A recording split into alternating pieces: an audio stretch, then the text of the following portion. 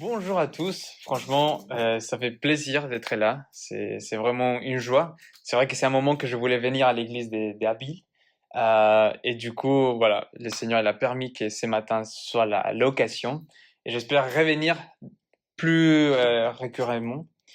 Et bah, n'hésite pas, tout à fait, n'hésite pas vraiment à peut-être créer des contacts entre vous, vraiment discuter par rapport à cette prédique. Je pense que vraiment c'est le Seigneur qui est en train de nous parler à travers les sermons de la montagne. Et c'est important vraiment qu'on puisse l'approprier pour nous. Et c'est mon souhait vraiment ce matin.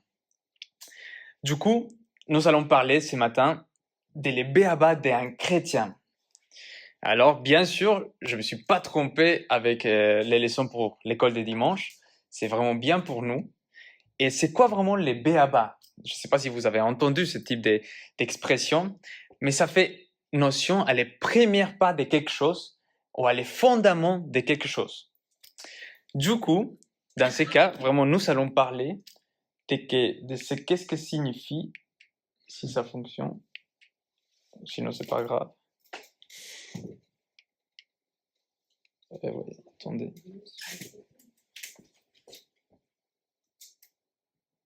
Si je peux te demander, tu peux passer le diapo?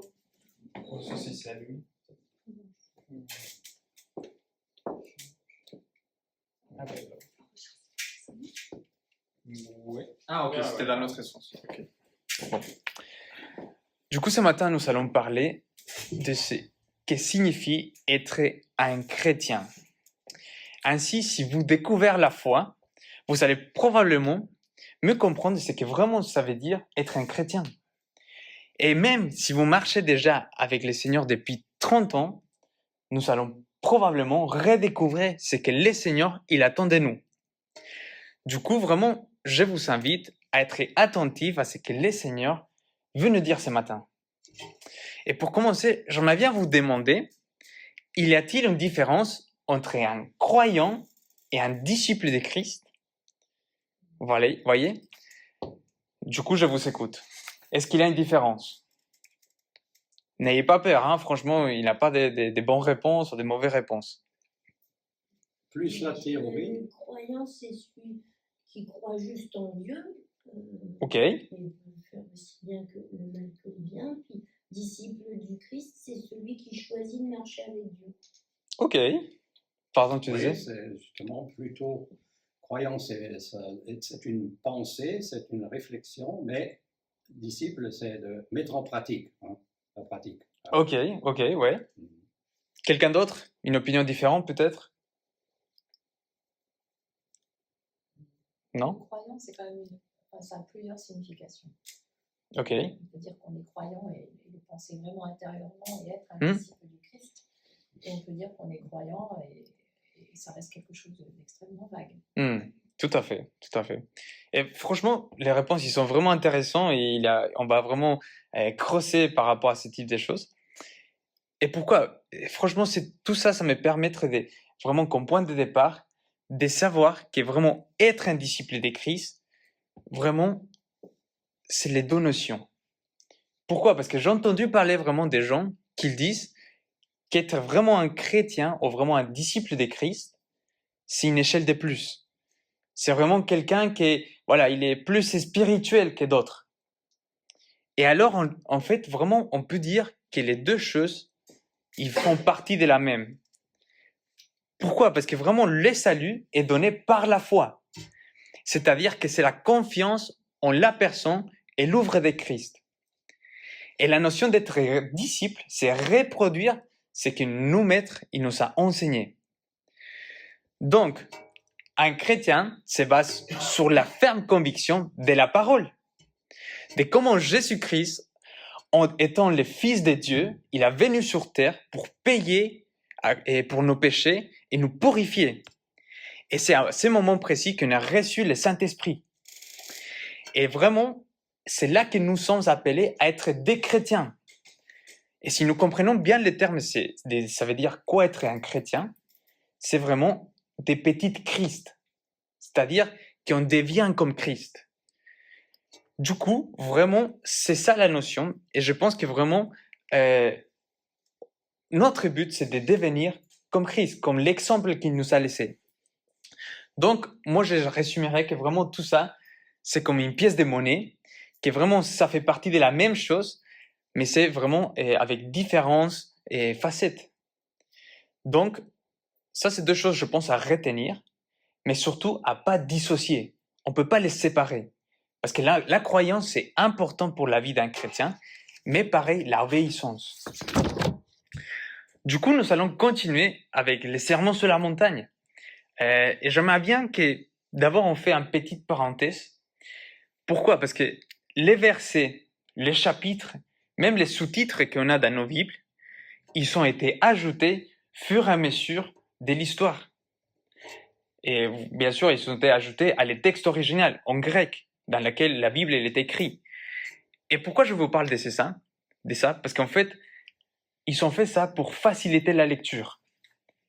Mais c'est pas forcément dans les textes que Dieu il a révélés à l'humanité. Donc, parfois, donnerait l'impression que vraiment, nous allons terminer un récit, par exemple les béatitudes que vous avez vues la semaine dernière, et qu'aujourd'hui, nous allons commencer un récit totalement différent. Alors que vraiment tout, ils font partie de la même histoire, mais avec des thématiques différentes, bien évidemment.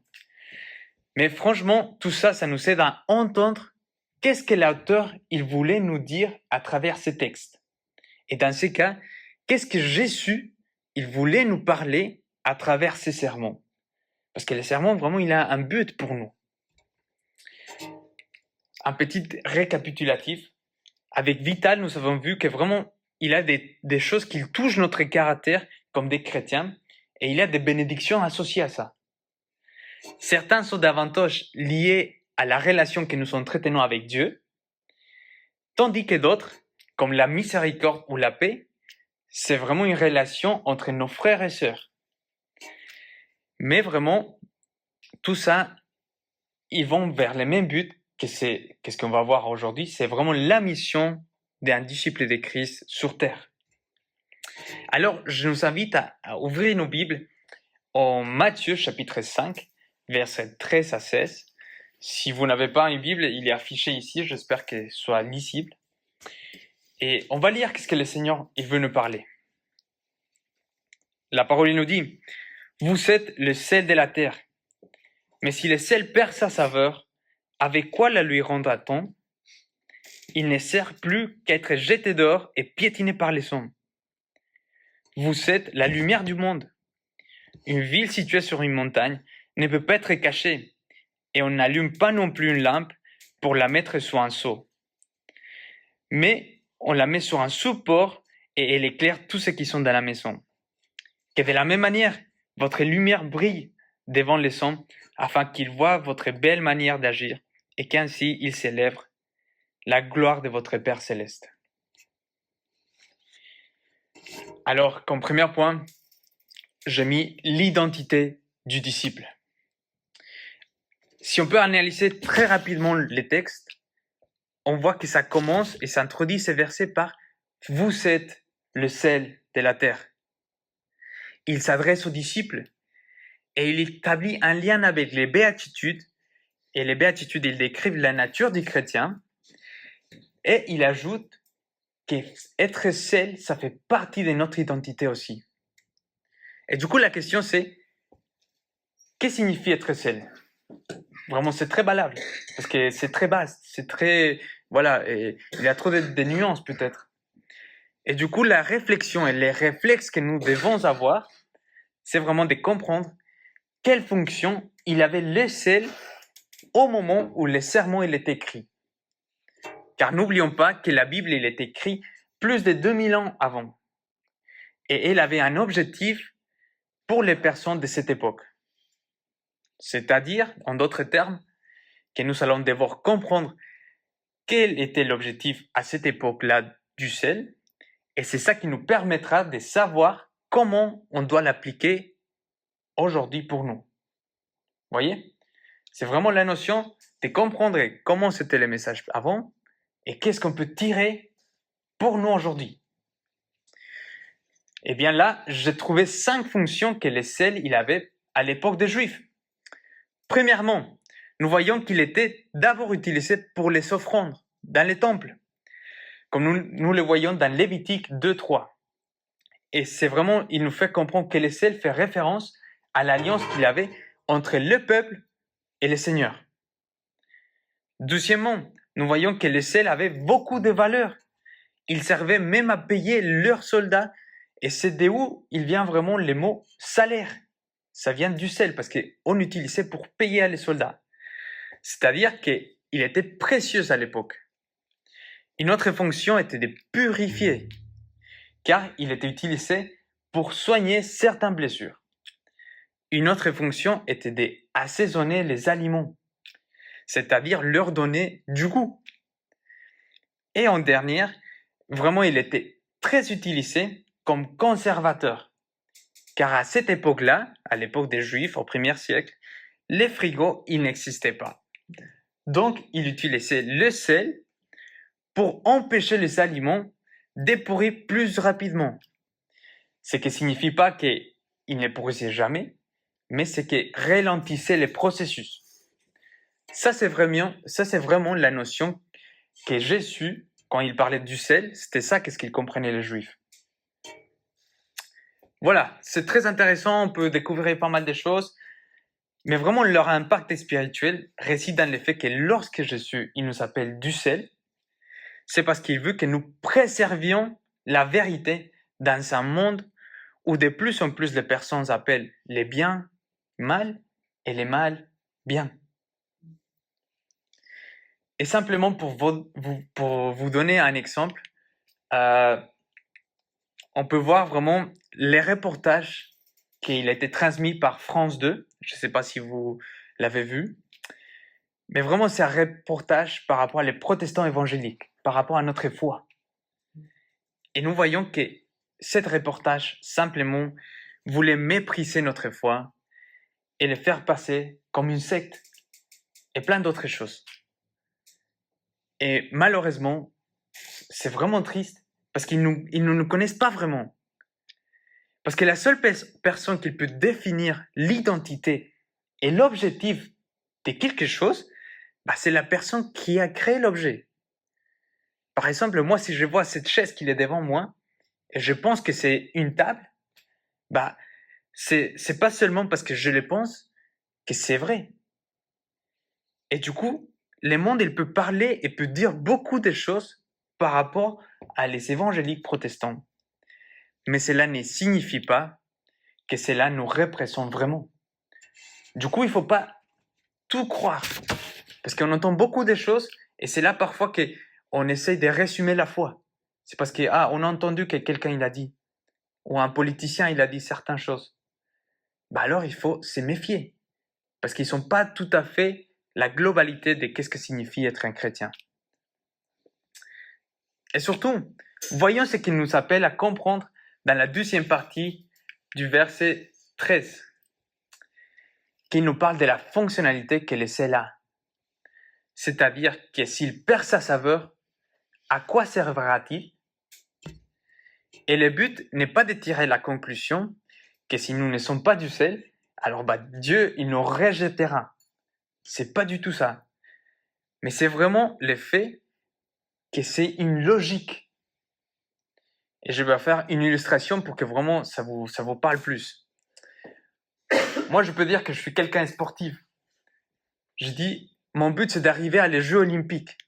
Allez, je suis très motivé. Du coup, je m'achète les meilleurs baskets, je me prends vraiment des t-shirts de qualité, les chaussettes qui sont les plus légers. Mais au final, je ne quitte jamais ma chambre.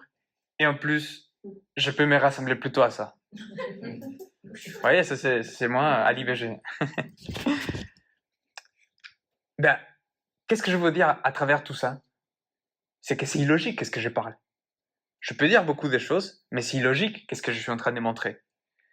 C'est illogique la manière dans laquelle je suis en train de vivre.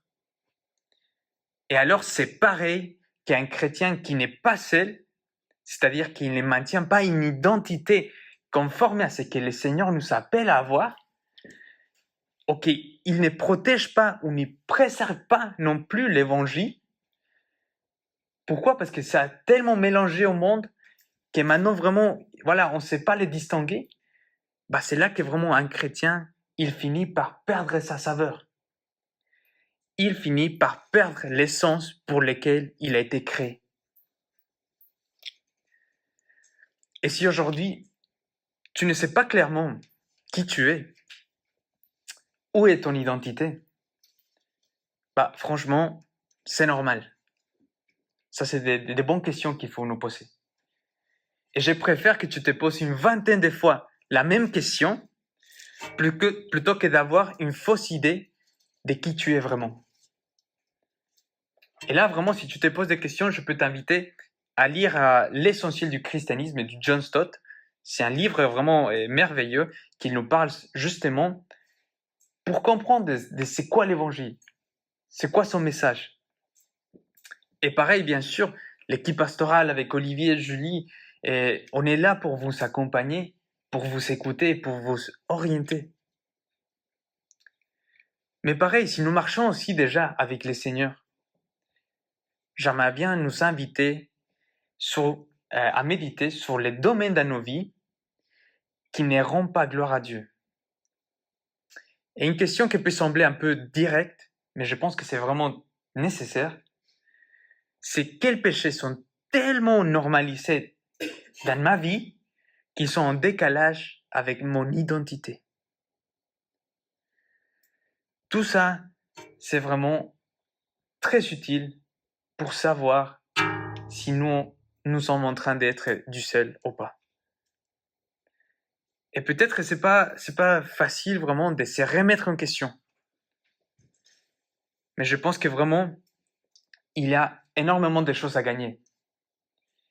Pourquoi? Parce que vraiment, il faut clarifier d'abord notre identité avant d'essayer d'accomplir notre mission. Et ça, c'est mon deuxième point. C'est la mission du disciple. Je veux nous transmettre un message général où nous pourrons lire la dernière béatitude qui est au verset 11 et verset 12 des mêmes chapitres. Du coup, on lit. Heureux serez-vous lorsqu'on vous insultera, qu'on vous persécutera et qu'on dira faussement de vous toutes sortes de mal à cause de moi. Réjouissez-vous et soyez dans l'allégresse, parce que votre récompense sera grande au ciel. En effet, c'est ainsi qu'ont persécuté les prophètes qui vous ont précédés. Nous comprenons alors que, à cause et à raison de notre foi, nous pouvons être persécutés. Ou plutôt, on dirait qu'à cause de l'évangile, nous allons être persécutés. C'est une réalité. Et moi, tout de suite, je pense à les apôtres. Je pense que vraiment les apôtres auraient pu se dérober par la crainte aux persécutions qui les menaçaient. À l'époque, c'était vraiment compliqué. Et Jésus-Christ, vu qu'il se produit en toute liberté, il leur apprend avec quelle assurance il doit prêcher l'évangile. Et c'est pour ça qu'il dit, une ville placée sur une montagne ne peut pas être cachée. Ou même la lumière n'est pas faite pour être couverte, mais pour briller. Et voici deux exemples que la parole nous donne pour illustrer ce que signifie la mission du disciple. Et vous savez ce qui est le plus intéressant, c'est que dans l'évangile selon Jean, chapitre 8, verset 32, la parole nous dit, Jésus leur parlera de nouveau et dit, je suis la lumière du monde. Celui qui me suit ne marchera pas dans les ténèbres, mais il aura la lumière de la vie. Et le fait, c'est que nous sommes appelés à être la lumière du monde. Pourquoi? Parce que vraiment notre identité est basée sur les reflets des Christ seulement. Et c'est à ce moment-là que vraiment nous allons aller dans le monde. Et bien sûr, c'est de là qu'il va découler la persécution. Mais on ne peut pas sauter de cette étape. Il faut d'abord clarifier notre identité, notre mission et les enjeux qu'il va avoir notre mission aussi. Et prenons vraiment l'exemple des disciples, qui ont même donné leur vie pour ces précieux messages. Je ne sais pas si vous connaissez cette image, ou si vous le saviez, mais 11 de 12 disciples ont été martyrisés à cause de leur foi. Et la réalité est qu'ils ne meurent pas pour n'importe quoi, mais seulement pour quelque chose qui a tellement de valeur que ça vaut la peine. Ouais, parce que vraiment, on pourra dire que c'était pas des morts très glorieuses. Certains ont été décapités, d'autres ont été crucifiés. Mais tous, ils avaient la ferme conviction que Jésus-Christ est le seul à pouvoir apporter la lumière à ce monde. Et maintenant, cette mission nous est confiée à moi et à toi. Alors, comprenez-moi bien. Ici, le texte ne nous appelle pas à mettre notre vie en danger, mais il nous appelle à donner notre vie en entier. C'est-à-dire être sans mélange pour Christ. Parce que vous saviez que vous pouvez cacher votre lumière. Et là, je vais vous donner 3 exemples parmi les plusieurs qu'il y a. Mais on peut cacher notre lumière en restant silencieux. Aussi quand nous faisons ce que le monde fait. Et pareil, nous ne brillons pas non plus lorsque le péché obscurcit notre lumière. Alors méditons ensemble. Combien de fois avons-nous eu honte de l'évangile? Combien de fois avons-nous eu honte de notre foi? Aïe, ça pique. Ça fait mal au cœur, franchement. De se rappeler de toutes les fois que peut-être on n'a pas eu le courage de parler de notre foi. Cependant, c'est ici que nous sommes invités à prendre le verset de Romains 1, 16, qui nous dit « En effet, je n'ai pas honte de l'évangile de Christ. C'est la puissance de Dieu pour le salut de tout homme qui croit, du juif d'abord, mais aussi de non-juifs. » Autrement dit, l'évangile est une puissance pour quiconque y croit. N'ayons pas honte, car ce n'est pas notre message, mais c'est vraiment Dieu qui s'adresse à l'humanité à travers sa parole et à travers son Église aussi. Du coup, vous voyez, le premier point, vraiment, il vise à s'intéresser à l'identité du disciple. Et le douzième point, à que les valeurs du disciple, ils ne sont pas cachées. Et ça nous amène à la fin du verset 16, qui est l'objectif du disciple. On peut les relire. Afin qu'il voie votre belle manière d'agir et qu'ainsi il s'élève la gloire de votre Père céleste. C'est-à-dire que par notre lumière, la conséquence sera que le monde célébrera la gloire de notre Père céleste. Mais nous ne pouvons pas y parvenir si nous ne sommes pas de lumière, si nous ne sommes pas du sel, si nous ne sommes tellement mêlés aux choses du monde qu'on ne se distingue même pas comme chrétien. Et ce que je veux dire, vraiment, c'est pas de tomber dans un activisme. C'est pas vraiment dans la notion de dire oui, on va faire des choses différentes au monde. On veut démontrer que vraiment on est différent. Mais vraiment, qu'est-ce que je veux essayer de vous transmettre, c'est qu'on doit avoir une cohérence entre ce que nous disons et ce que nous faisons. Et ces points semblent parfois être très faciles. Mais je pense que vraiment il apporte beaucoup de problèmes. Parce que parfois nous pensons que l'évangile est comme une promotion sur Facebook.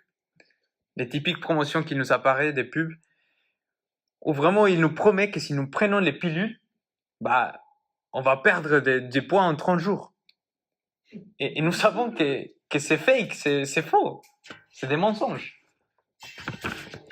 Mais d'un autre côté, si nous comprenons que l'évangile n'est pas seulement un message d'amour et d'espérance, mais c'est un message qui transforme, bah, là, nous nous rendrons compte que plus nous approfondissons la parole, plus nous réalisons à quel point nous sommes des pécheurs. Et alors, on réalise vraiment plus de combien on a besoin de l'aide de Dieu. C'est donc pas une formule magique. C'est pas quelque chose qui est vraiment, voilà, d'aujourd'hui à le lendemain, il va changer toute ta vie. Mais c'est simplement un message si puissant, accompagné d'un témoignage de transformation, qui nous fait dire à nous-mêmes et que les autres autour de nous, ils disent de nous-mêmes aussi, ah bah il a quelque chose de différent. Et en fait, c'est là qu'on reconnaît avec certitude que c'est pas grâce à nous, mais c'est grâce à notre Père Céleste que nous avons réussi à être transformés, à être changés et qu'on peut témoigner de ça. Du coup, quelques conclusions. Je vous ai affiché un peu les questions qu'on a traitées ce matin. Et vraiment, je vous invite à les noter, à prendre une photo, à les méditer, à les prier, à vraiment s'approprier là-dessus. Pourquoi? Parce que vraiment, il faut comprendre qu'être un disciple de Christ, c'est vivre une identité telle que Christ l'a définie et agir comme il les commande, car nous avons été créés pour glorifier son nom. Ça, c'est vraiment la définition d'un chrétien. Et contrairement à ce que beaucoup pensent, ce n'est pas une chose religieuse, mais plutôt les disciples agissent en reconnaissance de ce qu'il a reçu en Jésus. C'est-à-dire qu'il est fait par amour pour lui. C'est pas des règles à suivre, mais vraiment dire, je suis reconnaissant Seigneur pour qu'est-ce que tu as fait dans ma vie. Du coup, je vais obéir par amour. Et si vous n'avez pas encore donné votre vie à Dieu, vous serez peut-être un peu surpris de savoir qu'est-ce que signifie être un chrétien. Mais je vous assure que c'est la meilleure décision que vous puissiez prendre.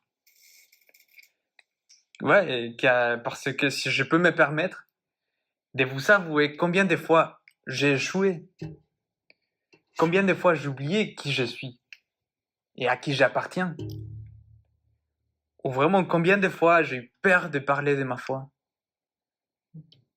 Bah, tout ça, on peut l'entendre et on peut dire, bah, c'est un peu décourageant quand même. Mais vraiment, gloire à Dieu pour sa patience et pour sa miséricorde qui sont tout le temps présents. Et c'est là vraiment que ça réside la différence.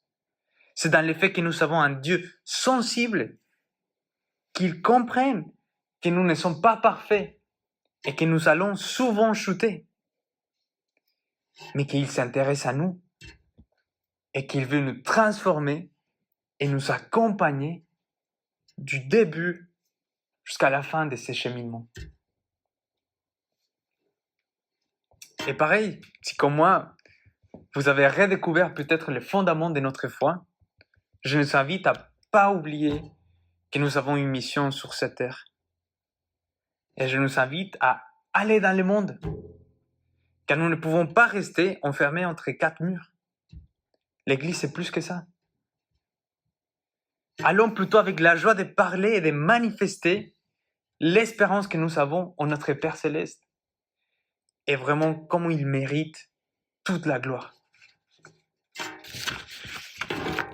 Et je pense qu'il est plus que clair que peu importe vraiment l'étape dans laquelle tu es arrivé ce matin, bah, il y a encore beaucoup de progrès à faire.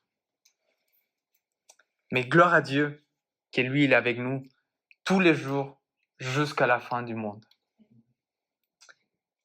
Je vous invite à me rejoindre dans une prière.